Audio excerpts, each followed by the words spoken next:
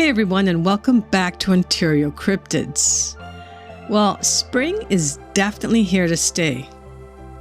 Now watch me jinx myself and tomorrow we get a dump of snow. Just my luck. No, seriously, the birds are chirping, the sun is shining, and everything in my garden is budding. After I share today's encounter stories with you all, I will be heading outside to do some gardening, and then later, unfortunately, I'll need to come back in and clean the house. Okay, so I have 4 stories to share with you all today, one of which took place in Paris, France, and the remaining ones were in the US. We will be departing from the normal encounter stories, but I know you will enjoy these ones as well. If you have an encounter story that you would like to share, then please forward your stories to OntarioCyrptids@gmail.com. I would be honored to share your story with like-minded people. Okay. Go grab yourself a beverage and get cozy in your favorite spot and sit back and relax.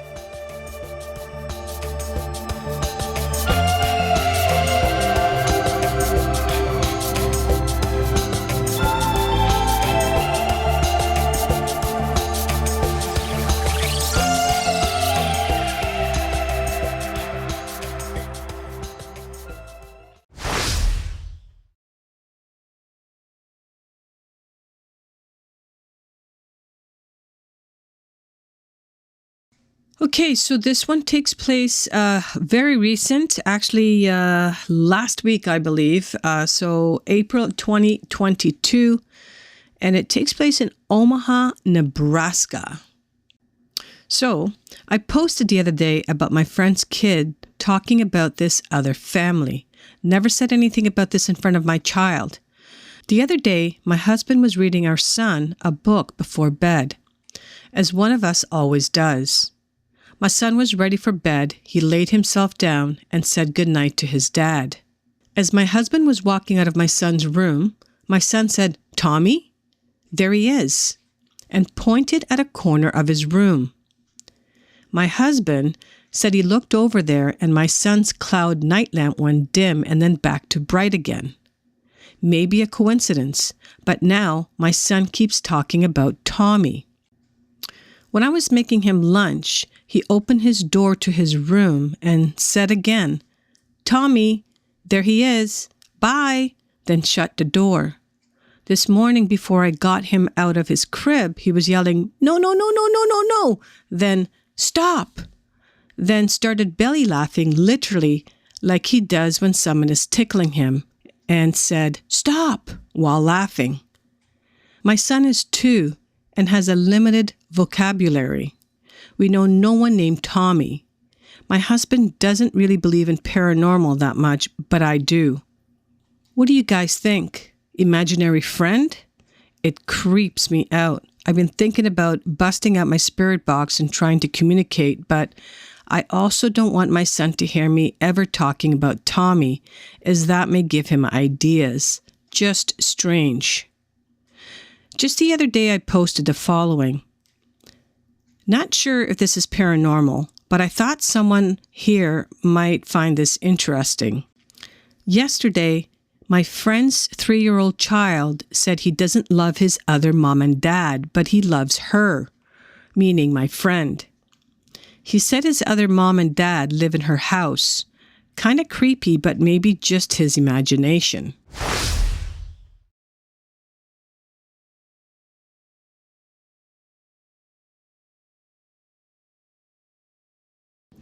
The year is unknown, but this one takes place in Yellowstone National Park, Wyoming.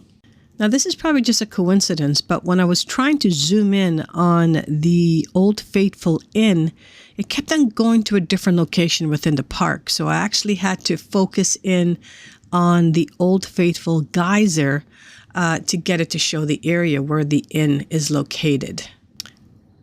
This event has happened twice in my lifetime, and it feels too weird not to share. The first time this happened was back when I was 7.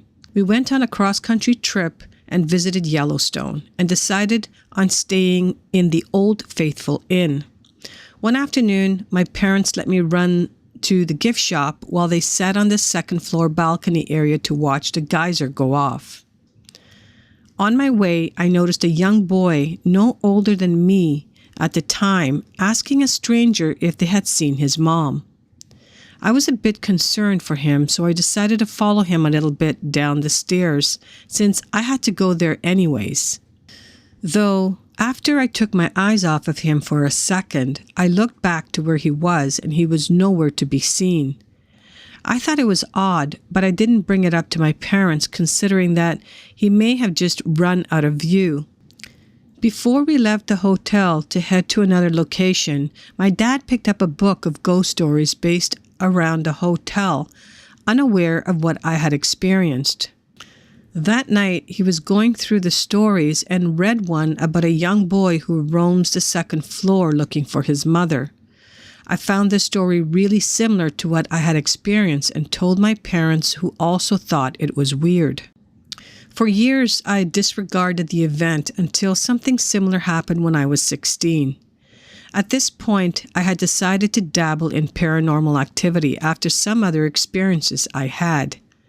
My parents decided to take me to a cemetery in Plymouth, Massachusetts, to test out some equipment I had gotten, EMF and a spirit box. After walking through the graveyard for a bit, I noticed a particular grave had a high EMF reading. I waited around for a bit when I noticed the wind picked up to the point where I felt like I was in a heavy storm. It was completely out of the blue, considering the day was clear and wind-free. At that point, I got a strong urge to leave, as if I wasn't wanted. I chose to accept the warning and started to head out. That was until I felt a strong punch sensation to my gut. After that, I obviously got the hell out of there. One thing I didn't mention was that before we went to the gravesite, we picked up a book of, you guessed it, ghost stories in Plymouth. I didn't read any of it before entering the graveyard. Out of curiosity, I decided to read it when I got home, only to discover, once again, I had an experience something someone else had in the past.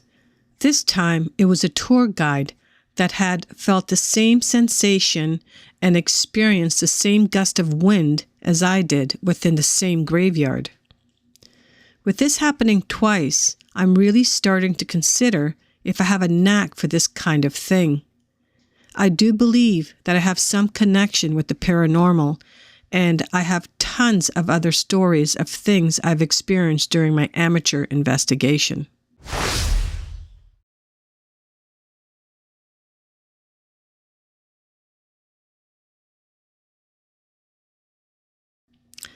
Okay, so this next story takes place in 1989 or 1990.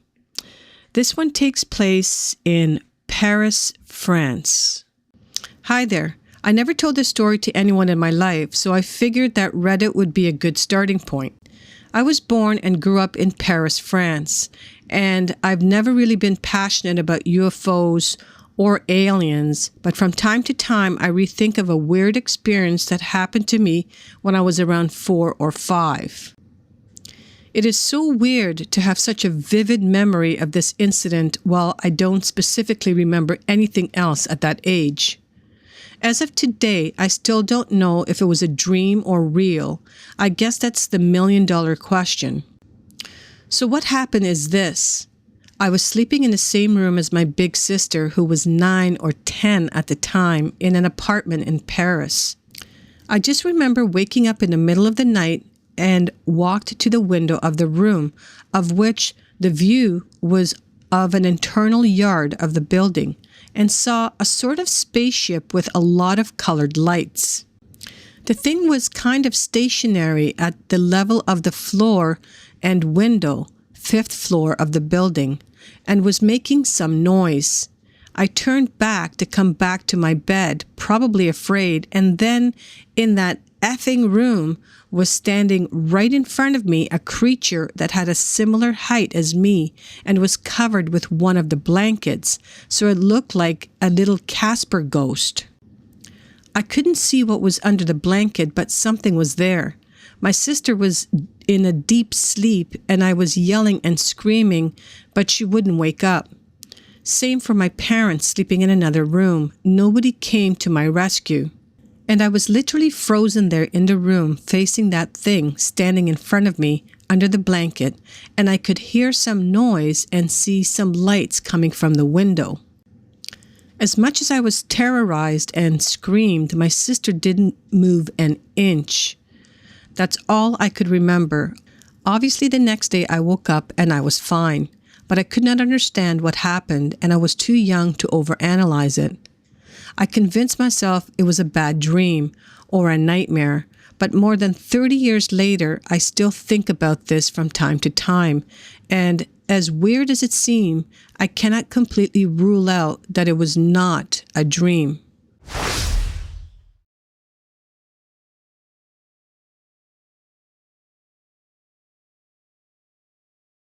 So this is going to be the last one for today. This one takes place either March or April of 2018, and we're going to be going to Rogers, Arkansas for this one. I was living in an apartment at the time, not uncommon for a 24-year-old to do. When my partner decided to go to bed early one night because they wanted to start doing a morning workout routine. Whatever, nerd, I don't want to do that. So that meant that after 8:30 p.m., I was alone, and I didn't need to be at work until 10:30 the next day, and I worked from home, so prep time was minimum. Roughly 10:40-ish p.m., I get a knock on my front door. I was replaying Skyrim for the 57th time, and I assumed it was my neighbor since we were buddies. When I opened the door, no one was there. Ding dong, ditching bastard, I thought to myself, incorrectly. I close the door and chuckle about it. Then I get scared for some reason. I'm a big guy, powerlifter weighing 270 and at the time 6'4". I was shoved to the ground like a child, as if a full force pushing a 6-year-old to the ground. I hit my head on the couch and the controller broke when I flung it going down. I bled a lot from a small scratch on my head, like way more than I was expecting to. I get up from that shaken and I look around for a monster. Nothing. The whole apartment is still. But I feel horrified and I don't want to wake my partner up to tell them that my big ass just was thrown by an effing monster that I couldn't see. I cleaned up the blood and called my mom. She has had a lot of experience with paranormal stuff, and I'm more of a skeptic in general. She had me do some cleansing thing, and I walked around saying that this was my house and it had no right to the place. I felt at ease a few hours later and went to bed. I woke up to a dull silence that I was not used to. My fan was off, all the power was off. I checked the breaker box and nothing was flipped. I called my uncle who worked on apartments and he actually answered me and told me there was probably a main breaker outside flipped. I walked outside and saw my main breaker box was open and it was flipped off. I flipped it back on and went back inside. But now there was a tension I just couldn't shake. I called my mom again and I told her what had happened. And she said, "It turned your power off so you'd opened up your door. Otherwise, why did it knock on your door the first time?" Whatever this behemoth was, it was back in my apartment and I started to worry. I heard heavy footsteps going to the bathroom and then in the bedroom we used as an office. When I went in that room, it was tense, but I was not going to fight this thing. For the last year we were there, that room felt heavy and weird, and we did not like it. Luckily, we moved and no longer have to deal with whatever that was. So I contacted the author of the story because I felt like some other occurrences must have happened to them while they were living there. And there seemed to be a gap in time from when the entity or thing came into their house and to the time that they moved. And the writer responded with the following.